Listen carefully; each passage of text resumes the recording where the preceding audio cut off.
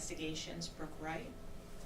We also have here today the Superintendent of Fairfax County Public Schools, Dr. Michelle Reed, and FCPS's Chief Safety and Security Officer, Tom Vaccarello. Chief? Thanks, Katie. Good afternoon, and my thanks continue to go out to Dr. Reed, Tom, your staff. It continues to be a great collaborative partnership, but we're here today to talk about a life that wasn't lost, a life was taken, and I think that's a big difference, and words have meaning. The life of a 14-year-old child was simply not lost the other day. It was taken by a gunman who intentionally shot and killed one of our children. And that's something that has the attention of our entire community, and it should. So to be able to announce just 48 hours later that Ishmael Cruz Del Cid, 18 years old, has been charged with second-degree murder and other charges is something that satisfies us in the aftermath of such a tragedy, to be able to take him off the street and hold him accountable. I will say, in anticipation of some questions before I hand it over to Dr. Reed, and then Deputy Chief Wright will go over the facts of the case. I will say that there are some strong neighborhood associations that we're pursuing. There is no information at this time, that there is a gang nexus, so I anticipate that's a question, because it's a conversation that I believe is being had in our community. There are minimally neighborhood associations. If any other associations exist beyond that, we're going to be at a point in the near future to be able to answer those questions. But today, we do not have anything to speak about on that point. I'll say as well that our ongoing relationship, not just with our school resource officers and principals and other school staff, teachers, and personnel, remains a strong one, but the relationship at the very top between FCPS and FCPD remains strong, and that's something I think our community should know and be proud of. We don't take these scenarios lightly. We're proud of the fact that our school system is safe, and we're all committed to keeping it that way, and the relationship is strong. So I'll turn it over to Dr. Reed first, and then Deputy Chief Wright will go over the facts of the case, and then we'll take any questions you may have. Thank you, Chief Davis. I just want to thank our law enforcement partners for being such great collaborators. We were in touch with them from the very moment that we were aware of the situation, and our Chief Safety and Security Officer directed our staff to respond in a thoughtful way as we maintain the significant importance of safety and security for each and every one of our students and all our staff. I also want to thank all of our staff for their swift response and their continued response yesterday during school as we provided counseling services and support for students who were impacted by the taking of the life of one of our students. So again, want to assure our community that the safety of our students remains a top priority, and we'll continue to partner with our law enforcement partners, and thank you for your continued dedication and efforts. Just to go over the facts of the case and what happened on Wednesday. Shortly after 3:30, I believe the original call was at 3:37 p.m., officers from our Fair Oaks district responded to a call of shots fired in the area. Upon their response, within minutes, they located the victim and immediately rendered life-saving efforts until they were relieved by the Fire and Rescue Department. Unfortunately, after the Fire and Rescue Department transported the victim to Reston Hospital, he succumbed to his injuries. The officers that weren't engaged in the life-saving efforts immediately started a search for the gunman. They talked to several witnesses in the area. There is some surveillance video that's in the area. And I tell you this to tell you that there may be other witnesses that we haven't spoke to, or other evidence in video that we haven't gathered. And if you're in possession of any of that, we definitely want to hear from you as well. The manhunt continued that day. We were not able to locate the suspect at that time, but we were pouring, as you all saw that day, several resources at the investigation, to include our fugitive unit. We were assisted yesterday with tracking by U.S. Marshals, so we appreciate their assistance and partnership as well. Spoke to several associates of Del Cid, but unfortunately, we're still unable to locate him.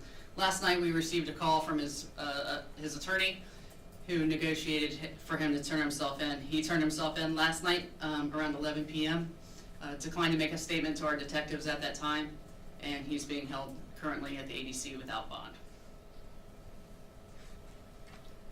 And with that, we'll take any questions. I know you said there's no direct nexus yet with gang activity. What do you know about how well the shooter and the victim knew one another? I mean, what prior relationship was there, if any? Yeah, we're certainly digging into that. That is definitely a strong part of our investigation to determine what the motive of this might have been. There was definitely a physical altercation between the parties prior to the shooter firing 3 rounds, 2 of which struck our victim. The third was shot at another victim who was not struck. There's obviously some ongoing knowledge of the parties to each other. We believe there was ongoing verbal disputes. We don't know if there was any prior physical altercations between the parties, but they were definitely known to each other. And we don't know, and we'll be looking into whether or not this was a planned to meet and have an altercation. Yeah, that was my next question. Yeah. So you don't know yet whether that We're was still a investigating destination that. that they both planned to come to. Yeah, detectives will be going through evidence and, between social media and electronics and all that kind of, forensic technology they'll be digging into, that will help support what the relationship or what the intent may have been. Again, we'd also like to hear from anybody who has information about these parties, their relationship, and a previous knowledge of interactions between them. And it seems very lucky that there's not a second victim. Absolutely, we do believe that the shot that was fired at the second victim was intended to hit him. So, any other questions? Yes, sir. Are you releasing the name of the 14-year-old? No, by Virginia law, we would not do that. Are you able to speak to which schools counseling efforts are being focused at right now? We are focusing really counseling efforts primarily at Westfield High School and Herndon High School, as well as other high schools as this story is out in social media further. And as information from law enforcement is updated this afternoon, we'll be sending a note out to our families in the community. Superintendent Reed, without naming this very young victim, can you share anything about his profile in FCPS, just anything about how it's hitting those school communities, this loss? So anytime a student's life is taken before its time is a tremendous loss for us. And the proliferation really of gun violence with our youth is a significant challenge for us across the country. So what I can say is that he was a student in good standing at Westfield High School, and our prayers go out to his family and all those impacted by this tremendous loss. Anybody else? Can I ask Mr. Vaccarello a quick question? Sure. We haven't had a loss quite like this in a while. We haven't seen, the kind of surge in gang violence that was apparent in the county some years ago. But what's your sense right now about, the prevalence of guns and how it makes your job more challenging? So I'll echo what the superintendent said about guns in general in our society, but I don't have a comment of what my sense is. Rely heavily on the police department and their guidance to me in these activities. But we continue to watch it. We continue to staff it from a school security perspective and work very closely with our school resource officer. We have a lieutenant commander that sits in our office that oversees the program, and it's a direct communication daily.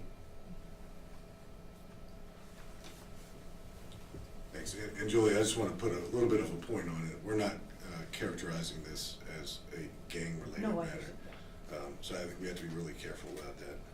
But there's certainly some neighborhood associations, like Chief Wright said, they're known to each other.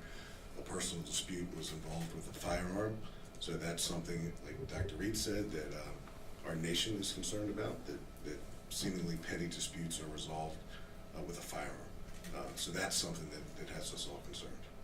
And all 3 of these teens were attending FCPS schools, was Del Cid also? 2 of the 3, our shooter, our now defendant in this case, recently graduated from Mountain View Alternative School. It just to kind of summarize it, just to kind of wrap it up, there's some sort of personal relationship, a personal thing between the shooter and the victim. And to your knowledge, not saying what they, when you say neighborhood association, you just mean they know each other through, I guess I'm trying to get a better sense of the Yeah. term neighborhood So, association. you know, here we are, we're 48 hours away from this tragedy. We know that they are known to each other. We know there is some type of dispute between the three of these folks, these young people, our victim who was killed, and the other victim who was escaped with his life. They are known to each other. They encountered each other in the community, and there was some type of dispute.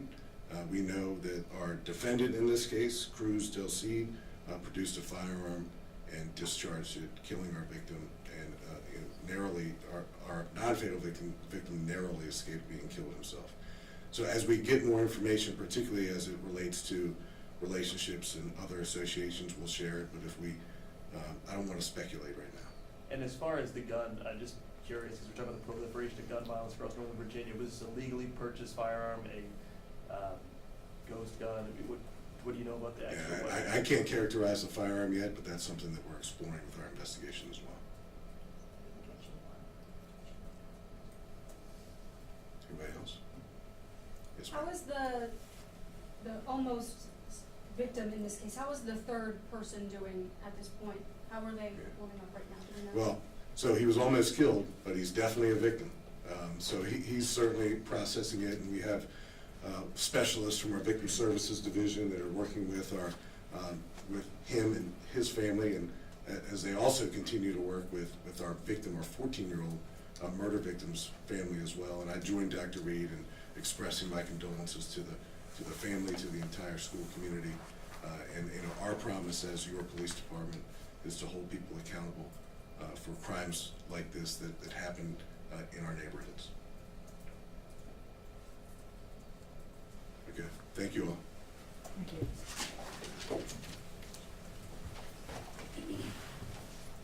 Thank you all for coming out today. We will be posting the update for this on our blog shortly. You can also follow us online at Fairfax County PD for any updates on this case. Thank you so much.